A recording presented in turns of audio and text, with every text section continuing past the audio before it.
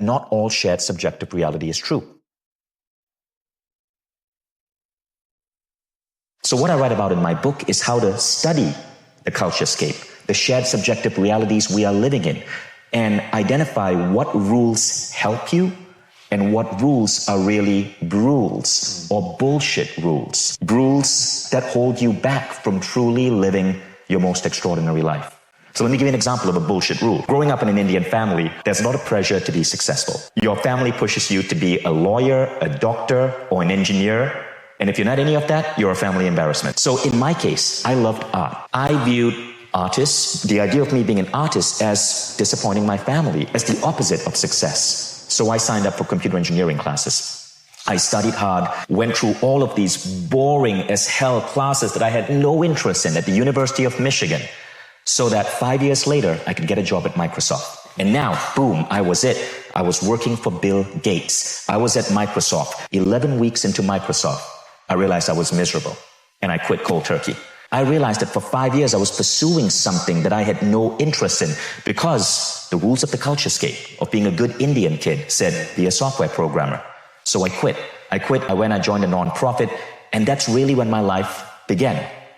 I dabbled in different things from traveling around the world to meditation to art. But it was through following these passions, it was through ignoring the bullshit rules of the culturescape, identifying what really drove me, what made me passionate, that I was able to build the life I have today. And that's really why I'm so adamant about teaching people through my work to question everything, to question your religion, to question your societal rules, to question the idea of a college degree. That's how I feel all of us should be living life, by questioning everything. And I don't mean being skeptical of everything. There's a difference. I mean healthy skepticism, ultimately questioning the rules of the culturescape so we can stay true to our own inner identity. I think the idea of goal setting in the Western world is rubbish. Because here's what happened. When you ask people to set goals, even if you teach them methodologies like SMART, SMART goal setting, you are basically encouraging people to set goals based on that same culturescape with its restricting rules. So people, especially in the United States, set goals along the lines of this. Okay, we need to get good grades so I can graduate high school, so I can get into a good college, need to study hard to get a good GPA, so maybe I can go to graduate school, or maybe I can do well in my LSAT, that becomes the next goal, get into law school, the next goal, graduate from law school, get into a partnership, become a lawyer. And that's how teenagers often think about their life, these series of like ticks that they have to go through. But here's what happens. Let's actually look at that. Let's look at lawyers. 50% of lawyers in America are clinically depressed. It's not just the US. I think Australia did a similar study. So why are kids going into these professions where they end up in a job that they thought was a good goal at one point, only to find themselves absolutely miserable? We set our goals to have 2 cars and a house of a certain size, to be in a marriage. It's because these goals aren't coming from inside us. They're coming from the culturescape. And the culturescape is basically a safety net mechanism. You see, for the longest time in human history, we had to watch out for each other. There were wars, there were disease. Go back 1,000 years, there were wild animals that might kill you. So you had to follow certain rules of the culturescape to stay safe. Among these were get a good education, so you are not stuck in a factory job, so that you can have a blue-collar job. It was get married, so if you're a woman, you have a man to provide for you. It was have 5 kids, because, if you go back 50 years ago, infant mortality was so much higher. You had 5 kids, 2 were going to probably pass away.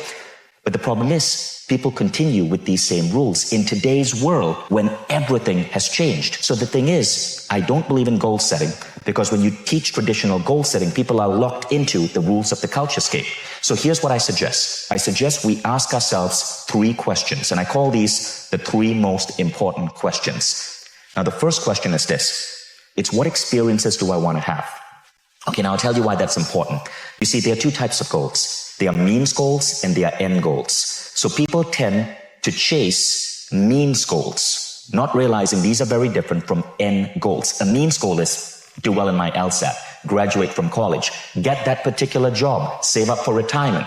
But if you ask these people, why do you want that? There's always a so. Well, I want to qualify for college, so I can do this. I want to become a lawyer, so I can do this. Well, the so leads you to the end goal. Now, what are end goals? End goals are these things that really lead to the The beauty of being human, it's waking up next to someone you madly love. It's holding your first child in your arms. It's having a puppy. It's seeing your business open for the first time. It's making that, getting that first customer. It's completing your first book.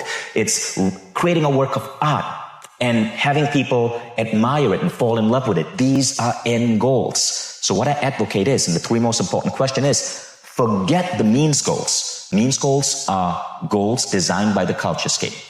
Instead, go straight to the end goals. Now, the first question you ask yourself to identify your end goals is, what experiences do I want to have in life? And this is where you start writing down your experiences. When I do this exercise, I ask people to take out a piece of paper. So if you're watching, do that right now. Take out a piece of paper, 3 columns. Top of the first column, you're going to write down experiences, right? And ask yourself, what experiences do I want to have? Who do I want to wake up with? What type of house do I want to live in? What countries do I want to visit? Where do I want to travel to? What adventures do I want to have? Whether it's climbing Mount Kinabalu or hiking the Andes. What type of family life do I want? What dog do I want? The beautiful thing about experiences is often they don't require that much money. It's crazy. We associate money with happiness, but often the most beautiful experiences in life require no money. Almost any human being today can fall in love, can make a baby. These are some of the most profound experiences I've had. So the first thing is you make a list of your experiences. Now the second thing is you ask yourself this question. For me to be the man or woman who has all of these experiences, how do I have to grow? And here we come to the second list. See, I believe we are souls having a human experience here on planet Earth. But these souls are not just here to explore all of these wonderful things about being human. I believe as souls, as human beings, we crave growth. Human beings are growth-driven machines. And so you make that second list. And that second list is, how do I want to grow? How can I learn to be a better father, a better spouse, a better lover? What languages do you want to learn? Do you want to learn a musical instrument? Do you want to learn to write? Do you want to learn to play a particular sport or learn a particular skill? What many people don't realize about the world is that growth is a goal in itself. It's one of the key things that drive us forward as human beings. But very few people write down growth as goals. It's because the education system, which tries to teach us to grow through forced learning, makes many people dread learning. So growth becomes that second list. Now you have 2 lists, your experiences and your growth. Now you ask yourself the third question, and the third question is this: to be that man or woman who has all of these experiences, to be that man or woman who has grown in such a way, how can I give back to the world? And there's a very important reason for that question. The Dalai Lama said, if you want to be happy, make other people happy. And I believe that when you do these 3 most important questions, that third category is what truly leads to fulfillment.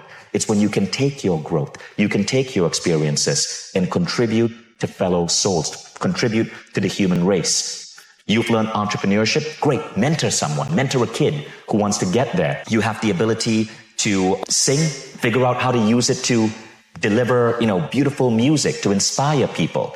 So your list of contributions becomes your steps for you to give back to the world, because that takes you beyond pure happiness into fulfillment.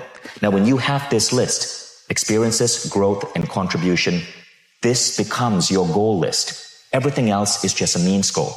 Now, when I started creating this, I found that it allowed me to rewire my brain, to shortcut and bypass so many bullshit rules, to go straight to these final items, to go straight to ways I could contribute, ways I could grow, ways I could have these beautiful experiences. And often these were unconventional paths. When you have done the 3 most important questions, you get to short circuit the rules of the culturescape and figure out shorter paths towards true human fulfillment.